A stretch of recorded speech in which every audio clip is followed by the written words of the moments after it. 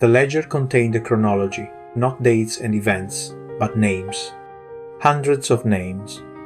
Against each entry, a notation, executed 1768, or exiled, Siberia, 1771, or more tersely, removed from service. And beside each name, in a careful hand I came to recognize, was the title of a document or memorandum that had informed the decision. I recognized my own notations in that hand. 3 entries bore my signature directly, translations I had prepared that had been cited as intellectual justification for actions I had never known were being contemplated.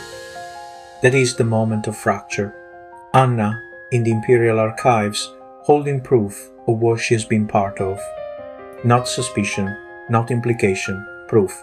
Her words, her analysis, her signature, beside names of the dead. This is Act 3, the place where not knowing ends, where the cost comes due, where everything your protagonist has built and everything they have become breaks apart. Welcome back to the Architect's Method. I am Luigi Pascal Rondanini, and this is Episode 5, The Fracture. We have built Act 1, the summons into the new world. We have built Act 2, the ascent, the machinery tightening invisibly. Now we arrive at the crisis. Act 3 is the shortest of the 4 acts. It is also the most intense.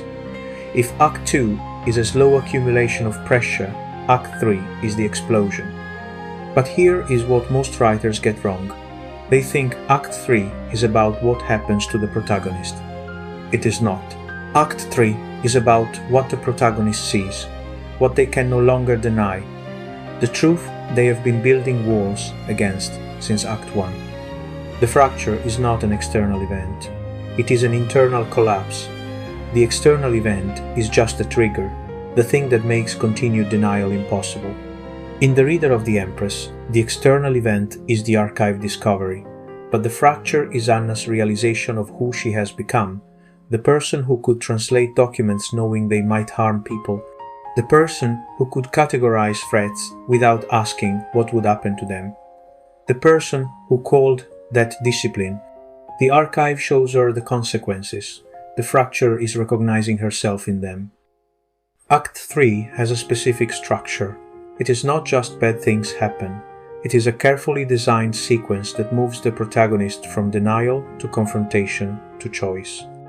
The sequence looks like this. Stage 1. The trigger. Something happens that breaks through the protagonist's defenses. They see something, learn something, experience something that cannot be explained away. Stage 2. The reckoning. The protagonist is forced to look back at everything they have done in light of this new knowledge. The past is rewritten. What seemed like success is revealed as complicity. Stage 3. The confrontation. The protagonist must face the source of their corruption, whether that is a person, an institution, or themselves.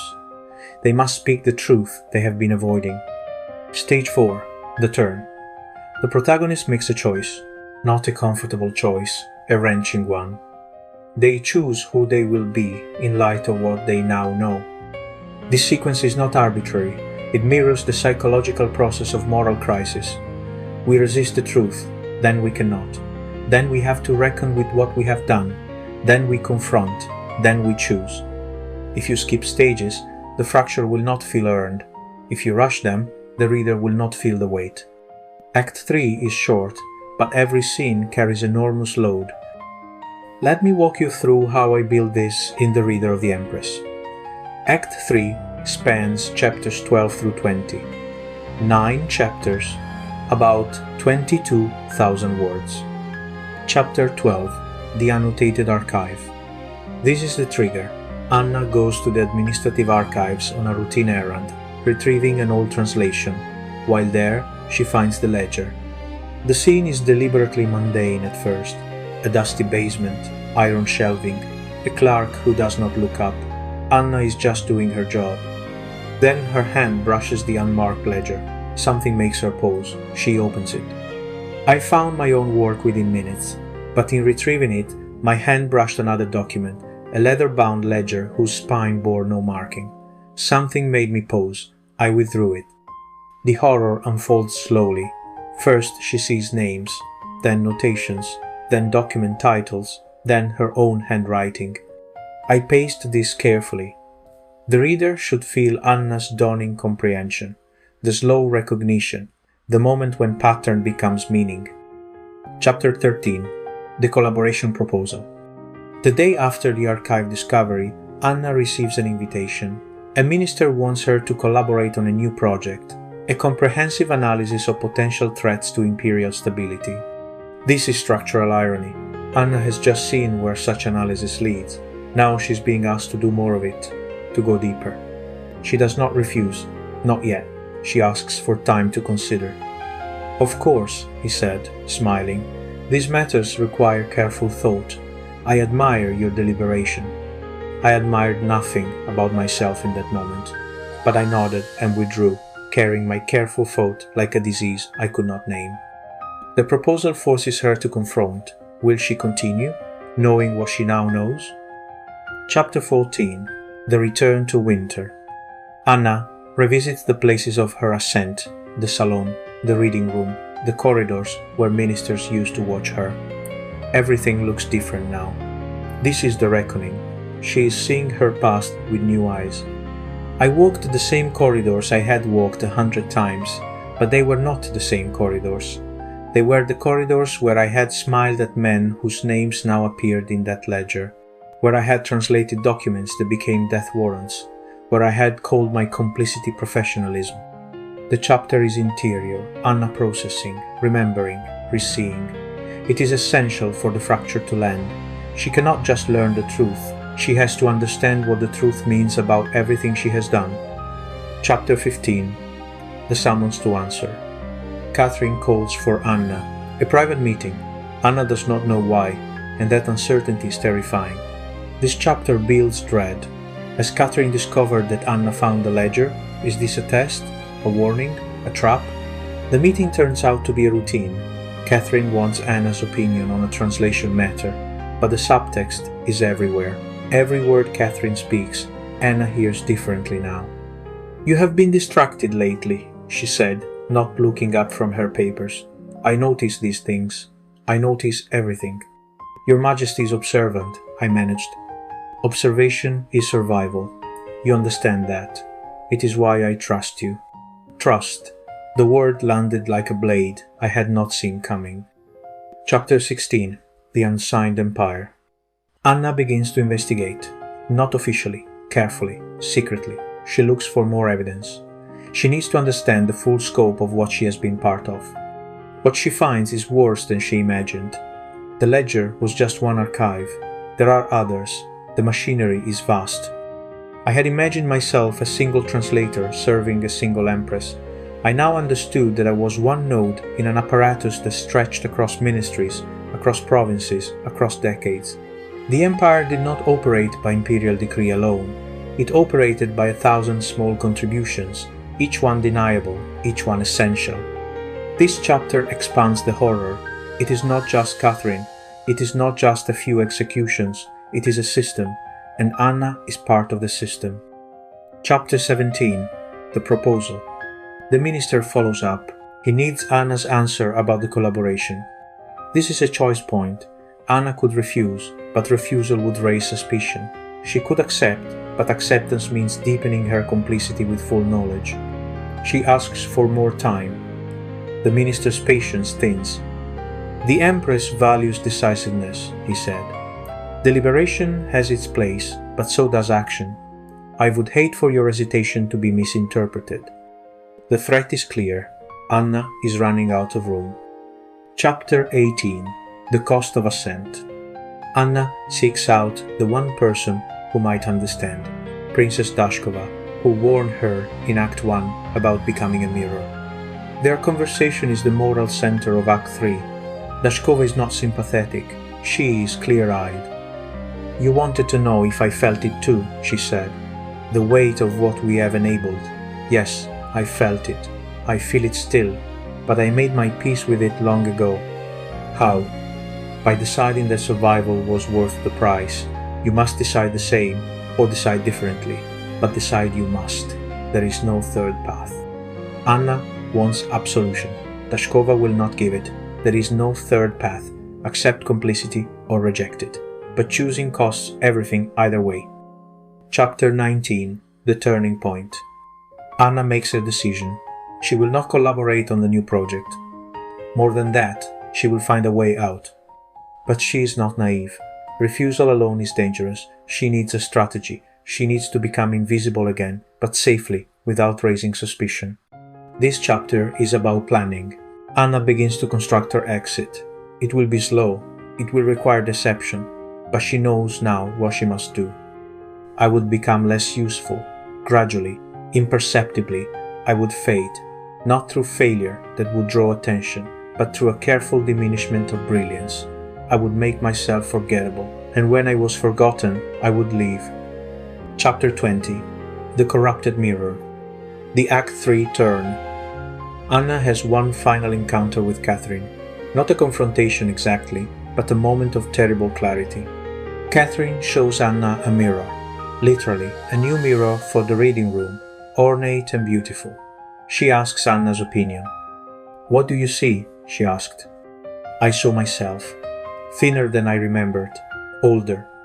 My eyes holding something that had not been there when I arrived at court. I see your Majesty's reflection," I said, "and my own, both of us watching." She smiled. "Yes, that is what mirrors are for. Watching, being watched. It is the same thing, in the end." The mirror becomes symbol. Anna has become what Dashkova warned against, a mirror reflecting what Catherine wants to see. But now the mirror is corrupted. Anna sees clearly, and she knows Catherine cannot see her seeing. The fracture is complete. Act 3 ends with Anna trapped but aware, planning escape but still imprisoned. Here is a diagnostic I ran on my first draft of Act 3. The trigger scene, archive discovery, is effective, but the reckoning is rushed. Anna moves from discovery to decision in 2 chapters without fully processing the moral weight of what she has learned. The reader needs to feel her sitting with the knowledge, not just learning it, but letting it rewrite her understanding of everything she has done. That diagnostic led to significant expansion. Chapters 14 through 16 in the final version barely existed in the first draft. I had Anna discover the ledger and then immediately start planning her escape. That is not how moral crisis works. There is a period of paralysis, of reseeing, of understanding the full scope of what you have been part of. I added Chapter 14's return to familiar places, now seen differently. Chapter 16's investigation, expanding the horror. The conversation with Dashkova, providing moral clarity without comfort. The fracture needs room. It cannot be a single moment followed by action. It has to be a process, the slow collapse of everything the protagonist believed about themselves. Let me talk about confrontation specifically, because it is where many Act 3s fail. The confrontation is when your protagonist faces the source of their corruption. For many novels, this means facing the antagonist. For the reader of the Empress, it meant facing Catherine and facing herself. 3 principles. First, the confrontation must be honest. Your protagonist has to speak truth, or at least they have to stop performing. Anna's final conversation with Dashkova is confrontation because she drops pretense. She admits what she has done. She asks for guidance. The confrontation with Catherine in Chapter 20 is subtler.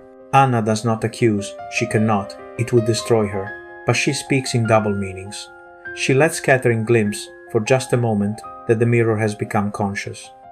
Second, the confrontation must change something. A confrontation that leaves everything the same is not a confrontation. It is just a scene. Something must shift, a relationship, an understanding, a power dynamic. After Dashkova, Anna understands there is no third path. That is a change. After the mirror scene with Catherine, something has passed between them. An awareness, a warning, a recognition. Catherine may not know exactly what has shifted, but she senses something, and Anna knows she has been seeing. Third, the confrontation must cost something. Easy confrontations are worthless. Your protagonist must pay to speak truth. They must risk something. They must lose something.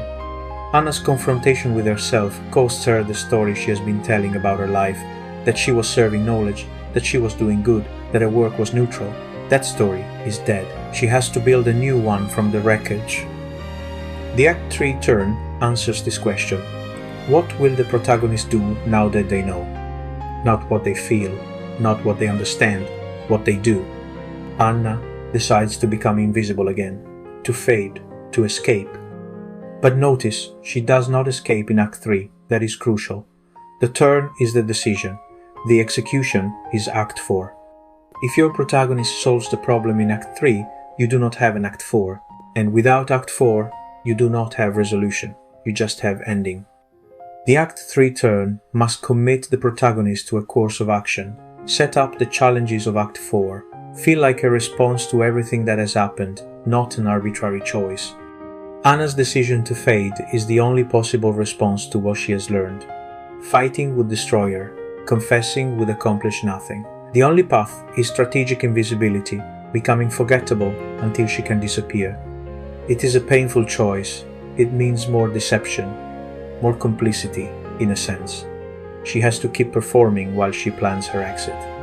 But it is her choice, made with full knowledge. That is what distinguishes Act 4 invisibility from Act 1 invisibility. She is not being overlooked. She is choosing to vanish. Here is what I want you to take from this episode. Act 3 is about truth, specifically about what happens when truth can no longer be avoided. Your protagonist has been running from something since Act 1. In Act 2, they ran faster, distracted themselves more effectively, built higher walls. In Act 3, the walls collapse. Your Act 3 must trigger the collapse, something that breaks through defenses. Allow the reckoning, time for the protagonist to recede their past. Force the confrontation, honest encounter with the source of corruption. Arrive at the turn, decision about what to do now. If your Act 3 does this, your reader will feel the weight. They will understand that this is not just plot, it is moral crisis. The protagonist is being remade.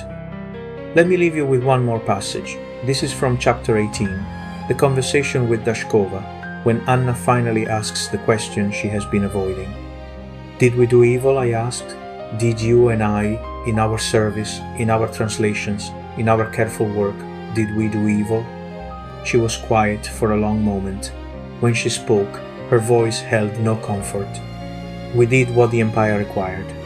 Whether that was evil depends on whether you believe empires can exist without it.